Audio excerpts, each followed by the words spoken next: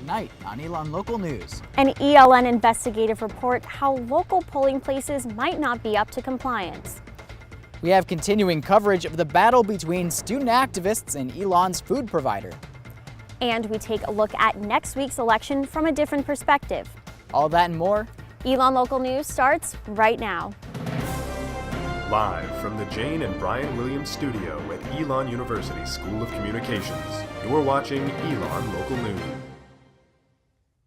Good evening and happy Halloween. Thanks for joining us. I'm Perry Eliadrani. And I'm Maya Eaglin. We are just 8 days away from the election, and our Andrew Feather has the information that could affect your voting in Alamance County. Andrew? Yes, Maya. An Elon News Network investigation has found that more than half of the polling places in Alamance County could be in violation of federal law come Election Day. The Americans with Disabilities Act was passed in order to protect the rights of disabled individuals. Among those rights is the right to vote. So I went to all of Alamance County's voting sites to see if they are accessible and compliant with the ADA. Here's what I found. Alamance County has 37 voting sites spread across the county. After visiting all of them, an ENN investigation found potential ADA violations at more than half. Many of the violations are relatively minor, like the need to put up temporary signs or parking pads. Director of the Alamance County Board of Elections, Kathy Holland, says there are plans to address that before the election. Holland says she has been spending her time this week training poll workers and monitoring early voting sites and was unavailable for an interview. She did send ENN the following statement. In 2003, the Alamance County Board of Elections began performing ADA surveys of each polling site. This was done in collaboration with the NC State Board of Elections' efforts to make polling places in North Carolina ADA accessible. All new sites must be surveyed before the site can be used on Election Day or as an early voting site. We use temporary signage, varying routes for accessible access, curbside assistance, and greeter assistance to inform voters of their options and to offer accessible access to the polling places. But outside of temporary fixes, there are some other issues. According to the ADA, van-accessible parking spots must be at least 96 inches wide. But at this parking lot at the Eli Whitney Recreation Center, the inches just don't add up. That is if you can even see the spaces, which have handicap markings so faded they're barely visible. And this community center in Ossipee has parking, but the lot isn't paved and has no handicap spots, which could make it difficult for those in wheelchairs to cast their vote. But that isn't the only polling place with gravel or grass lots, which according to ADA guidelines by the United States Access Board do not meet slip resistance or smoothness requirements. 5 other locations, including a church in Gibsonville and a church in Snow Camp, also have grass or gravel parking. And some accessibility problems stretch beyond just parking. At the Civitan Clubhouse in Burlington, wheelchair-bound individuals may have a hard time navigating the gravel lot, but when they reach the step at the door, that's a whole new hurdle. And if they make their way to the side doors, which are on more level ground, they'll still find a bump in the road. Holly Stiles is an attorney for Disability Rights North Carolina. There should not be a fear when you go to the polls that the place is inaccessible, because it's supposed to be. Stiles has worked extensively with accessibility issues at polling places and says Alamance County's problems aren't unique, but they have to be fixed. The right to vote is a fundamental right. And so if you are discouraged or if you are experiencing barriers getting to the polling place, not only is that a violation of your rights as a person with a disability, but that is an infringement on one of your most fundamental rights. The Board of Elections director told me that while the board is focused on making voting sites as accessible as possible, sometimes it's hard, especially in rural areas where there are a lack of potential polling places. I'm Andrew Feather, back to you at the desk. Thanks, Andrew. The NAACP has asked a federal court to stop some boards of election in North Carolina from removing people from voter registration rolls. The lawsuit filed today names state and county boards in Moore and Beaufort counties where the legitimacy of thousands of voters has been challenged. Through the National Voter Registration Act, boards of elections are prohibited from clearing voting names from the rolls within 90 days of a federal election. State law does not place the same restriction on individual challenges. A C-SPAN bus made a pit stop at Elon behind the Belk Library this afternoon from 1 p.m. to 3 p.m. The bus travels across the country to schools, universities, and political events, letting people climb inside and gather unbiased information about the election, local and federal governments through interactive technology. Marketing representative for C-SPAN, Janae Green, told us a little bit more about what students could expect from the C-SPAN bus. We we will show you that full coverage of all 4 candidates, whether it's the major parties or the smaller parties, it doesn't matter, and give you that information so that you can make an informed decision whether you want to vote one way or the other, or whether you would like to vote at all. And with the election just 8 days away, be sure to tune into our live coverage next Tuesday at 8 p.m. We'll have correspondents covering national and state races, in-studio guests, and political coverage from an Elon perspective. Tune in November 8th at 8 p.m. on Facebook Live.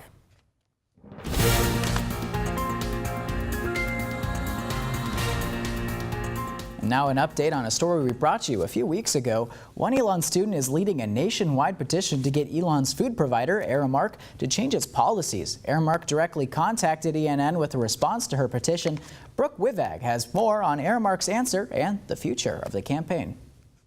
The Humane League's petition to get Aramark to change its policies already has more than 90,000 signatures. A lot of people are learning about this, and especially students are very upset to learn that they're funding this cruelty. Elon senior and former Humane League intern Marissa Costner is the face of this campaign that has reached schools all across the country.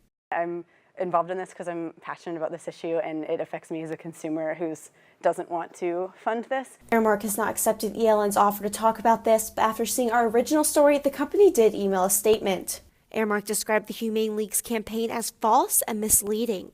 They said, quote, "The sole reason for the campaign is that we are working with respected groups like the Humane Society of the U.S. and Compassion in World Farming, not them." Costner said the Humane League is not jealous and just wants Aramark to make a change.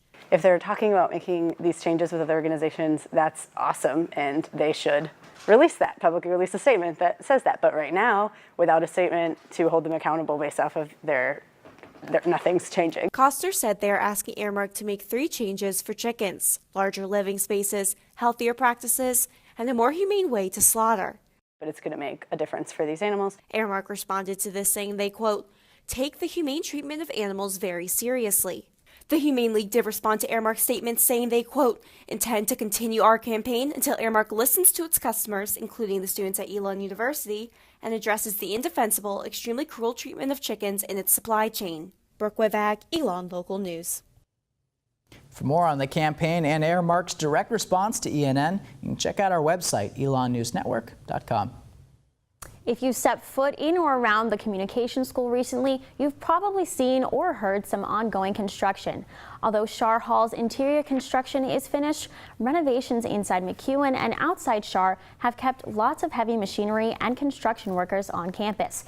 We talked to the School of Communications Dean Paul Parsons for updates on the progress.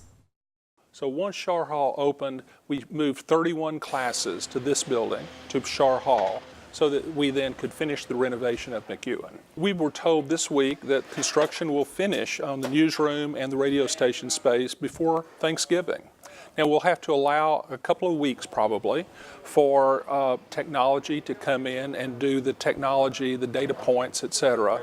But certainly by the end of the semester, these 2 spaces in McEwen will be ready for move-in. Meanwhile, during the construction, some students and faculty in McEwen have complained that drilling noises have disturbed classes. But as Dean Parsons says, preventative measures are being taken. Had drilling going on in McEwen that has disrupted classes for at least 2 or 3 days. They have changed their schedule now, so they're going to be doing the drilling on Friday afternoons and on the weekends from here on. By the end of this semester, this project should be completed in terms of McEwen's renovation, Schar, Steers Pavilion, and the landscaping. Even after the School of Communications renovations are finished, there will be more construction in the historic neighborhood. Renovations are planned for the Long Building as well as construction on the new LaRose Student Commons, a project announced just last week. A $2.5 million gift to the school will be used to build a new 10,000 square foot common space for the historic neighborhood right next to the Long Building. No timeline has been announced for the project. After the break, phone scams are a problem affecting the Elon community. We have tips to help these scams from happening to you. I'm Kyle Amato, and I'll tell you if the summer-like weather we had this weekend will last in the Phoenix 5-day forecast.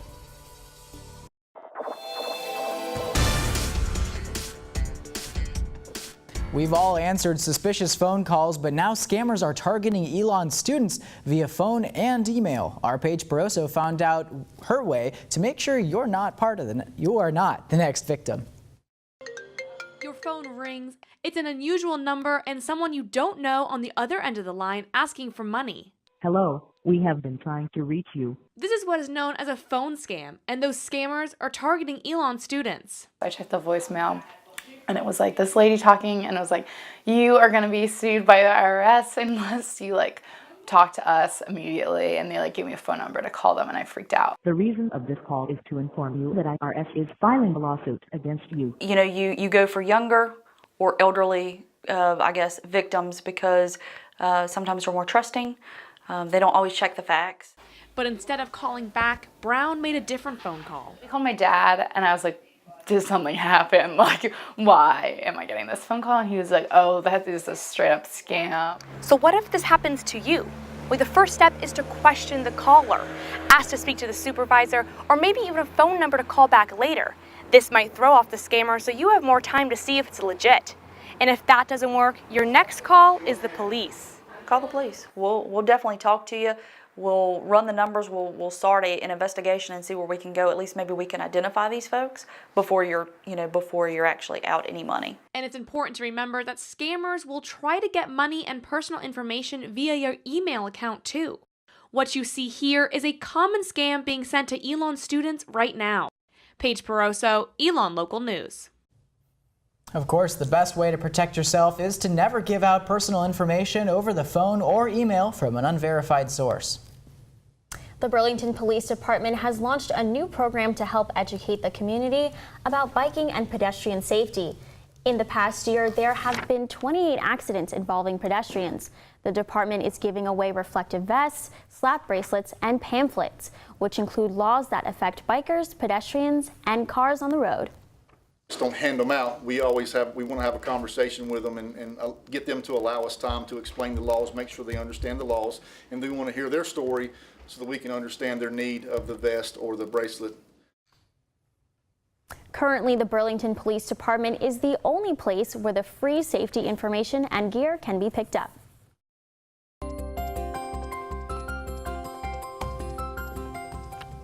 Well, the weather has been amazing again, and it's the end of October. What's going on? Yeah, it feels like a spring day today, so I hope it continues. Well, luckily we have Kyle in the studio here to tell us what is going on. Will this continue? Thank you so much, Maya and Perry. We were so lucky to have such great weather on Halloween weekend, or Halloweekend as we like to call it.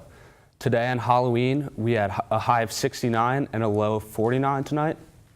And tomorrow's November 1st, believe it or not, and we have a high of 70 and a low of 52 with partly cloudy skies.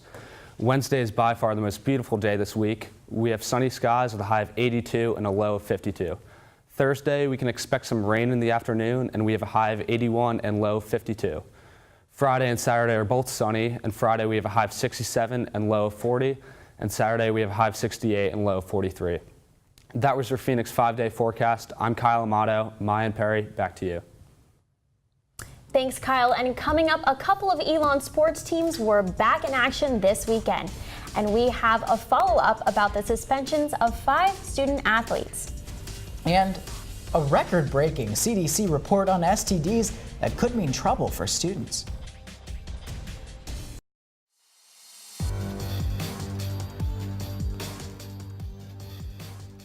A new CDC report reveals colleges may be a hotbed for sexually transmitted diseases. I looked into the threat and what students can do to stay safe.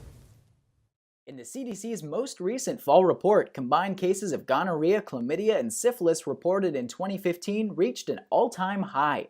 More concerning to college students, people aged 15 to 24 were around half of all gonorrhea cases and almost 2/3 of all chlamydia cases.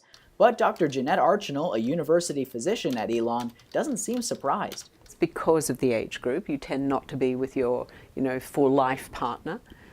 It's very easy to be with this person this month, that person next month. If you're partying a lot, you may be with a couple of people in a week.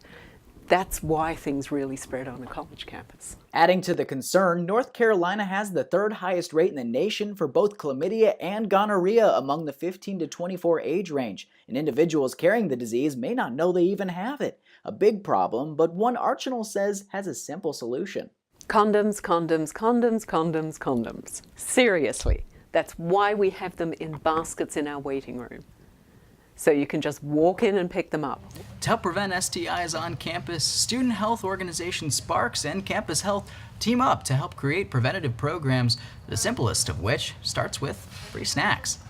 Kylie Donahue works with Sparks and Student Health Promotions and says they spend around $1,000 every semester to keep the Sparks office in Mosley stocked with preventative supplies, which can also be sent anonymously to students' mailboxes through an online form. Students can also get free tests through a partnership with Alamance Cares, something Donahue says is important. Sometimes it's difficult to have to go in and speak to someone who works at your school and say, listen, I need to be tested for these things. So having an outside source come in is sometimes almost more comforting. Perry Eliadarani, Elon Local News.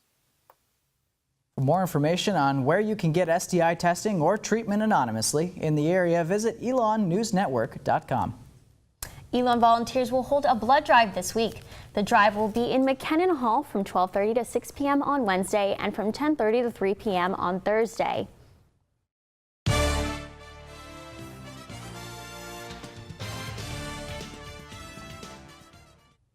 It was a busy weekend for Elon Athletics, and our Alex Simon is here with more. Alex, what's up? Thank you, Maya. Well, campus is still abuzz over a report that 5 freshman student athletes were reprimanded before homecoming weekend after shooting paintballs at President Lambert's house. According to multiple sources with knowledge of the situation, 3 football players and 2 women's basketball players were suspended from homecoming weekend sporting events for what the athletic department called, quote, a violation of team rules. Before I reported the story Friday, the university and the Office of the President declined to comment. No police reports were filed on the incident, and the Office of Student Conduct did not respond to multiple inquiries for comment. All 3 football players, wide receiver Jeremiah Bridges, defensive back Khalil Moore, and defensive lineman Marcus Willoughby, were back on the field this past Saturday in the football team's 27-3 loss at Albany in New York. The 2 women's basketball players, guards Jada Graves and Madison Wilder, were not dressed for the Saturday's exhibition victory over Division II school Wingate. And it's been a rough week for the Elon men's soccer team as the Phoenix lost its 3rd straight home match Saturday night, falling to Hofstra University 3-1. Elon was able to tie the match early in the second half after a wild sequence where sophomore midfielder Amir Burkane scored on the 4th shot inside the box. But Hofstra struck back 10 minutes later, scoring 2 goals in 6 minutes to win the match. Thanks to other results in the CAA, Elon did clinch a spot in the conference playoff tournament, but the loss knocked the Phoenix out of contention for a bye to the semifinals. Elon's final regular season match is at 7 p.m. tomorrow against UNC Wilmington, and it will determine Elon's seeding, but we do know that the quarterfinal match on Saturday will be at home on Rudd Field. But it wasn't all bad news for the Phoenix this weekend, as sophomore cross-country runner Nick Sielkowski defended his title Saturday morning, winning his 2nd straight CAA championship in Newark, Delaware. Sielkowski won the 8-kilometer race in 25 minutes and 10 seconds, finishing 13 seconds ahead of the runner-up. It's a more enjoyable contrast to last year's race, where he won by 7/10 of a second in a sprint to the line. Sielkowski is once again the CAA Men's Cross Country Athlete of the Year and will run again at the NCAA Southeast Regional Championships Friday, November 11th in Charlottesville, Virginia. And baseball fans everywhere will get to enjoy at least one more World Series game as the Chicago Cubs won Game 5 over the Cleveland Indians 3-2 last night.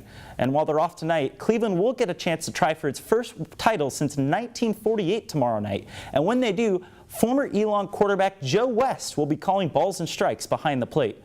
West has been umpiring in the big leagues for a record 39 years and is working his 6th World Series as an umpire. West is a 1974 graduate of Elon and was the starting quarterback from 1971 to 1973, leading Elon to the NAIA National Championship game in 1973 and setting multiple passing records at the time in school history. West was inducted into the Elon Sports Hall of Fame in 1986. Alex, thanks so much. So much happened. Well, Absolutely. I'll admit a little bit of bias. I'm from Cleveland, and I hope West will be calling plenty of strikeouts for the Cubs. That's all I'm saying. Against the Cubs. Oh, I yeah. think it personally will be interesting to see what happens in Game 6 because Arrieta pitching for the Cubs will make it very difficult for Cleveland. But with Corey Kluber on the mound in Game 7, if it gets there for Cleveland, I still think the Indians win the series. We'll see if it ends with Joe West behind the plate, though, for a little bit of an Elon tie that way. Well, I hope you're right. Thanks so much, Alex. Coming up after the break, we talk to some future voters about the 2016 election.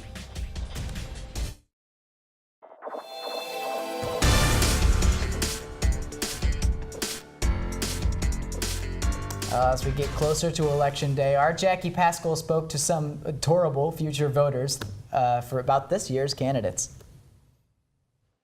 Although these kids won't be able to vote until at least 2024, that hasn't stopped them from forming their own political opinions. I'm going to come straight forward. I'm the only Republican here, I think. None of the candidates are really ideal in my opinion, but I would definitely have to vote for Hillary Clinton because I think Donald Trump is a liar and he's been very offensive to women. I would vote for Hillary Clinton. That's who my parents are voting for, and also I just don't really like Donald Trump. The teachers at Blessed Sacrament Catholic School in Burlington have been breaking down the elections for their young students by watching the presidential debates and facilitating discussions. Mainly because the kids showed a lot of interest in wanting to learn more about it. Eggleston says the classes are split 50-50 Trump versus Clinton supporters. One issue every student brought up is Trump's language. Really, some of the things he said are just racist and mean and and I don't want to side to just one candidate and all, but it's come down to that I just don't think Donald Trump is fit to be president. The video that was released from 11 years ago and him calling Hillary a nasty woman, it's just, I think it's very offensive. It's really hard as a teacher to be able to say, you know, guys, we're starting 20 minutes in because you know, it's not right for y'all to have to hear what's going on with that, and that's sad. The students also said the biggest disagreement between the candidates is about immigration. I don't think we should build a wall. Mexico shouldn't pay for it. I feel like what he's doing would just lose us a lot of jobs and increase our debt. We have to kind of increase our border security a little bit. More than what Hillary is proposing. While elections are 8 days away, these kids will have to wait another 8 years to vote.